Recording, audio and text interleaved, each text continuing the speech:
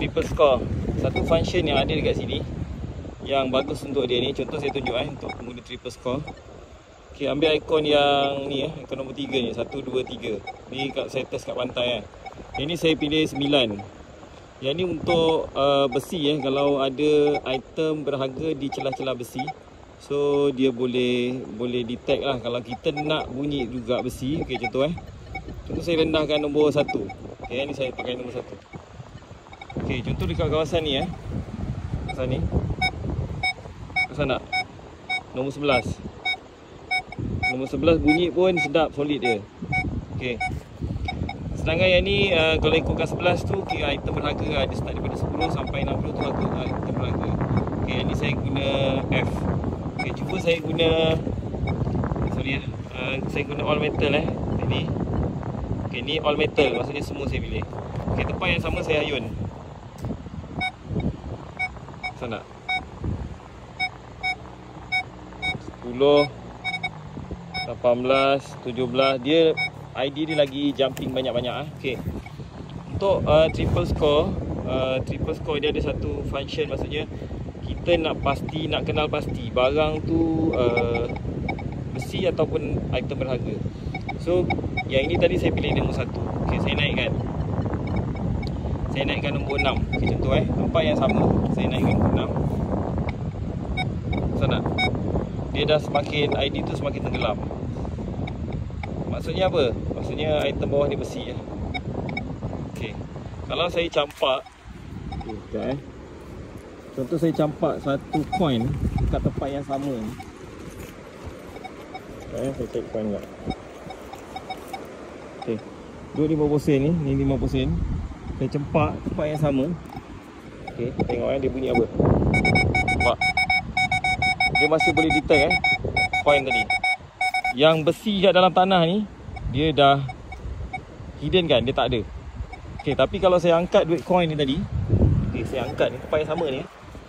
Saya angkat coin ni, saya ayun. Pasal tak? Okey, saya rendahkan dulu tadi. Okey, yang ni saya rendahkan. Saya letak nombor 4. Okey, saya tengok tempat tadi. Yang ni. Dia macam ada barang kan. Okay, saya rendahkan lagi. By default dia 3 kan. Okay, ada barang. Ada barang lah senang kata. Okay, saya letak coin tadi. Okay, by default dia detect item yang paling besar tu kan. Okay, tapi saya paling alih barang ni. Saya alih barang tu, detect kan ada besi dalam tanah ni. Mungkin besi halus lah biasanya, macam tempat jaring-jaring jaring-jaring bakar ayam. Okey, kita boleh gunakan function ni. Okey, saya nak ajar ni function ni yang besi ni kita tinggikan terus. Dia maksimum dia 9. Okey, saya letak tinggi. So tempat yang sama dia dah takkan bunyi nampak? Dia naik ID tapi dia dah tak bunyi. Maksudnya kita buang terus yang besi tu. Tapi kalau saya letak item, okey, saya letak duit tu, nampak? Dia boleh bunyi.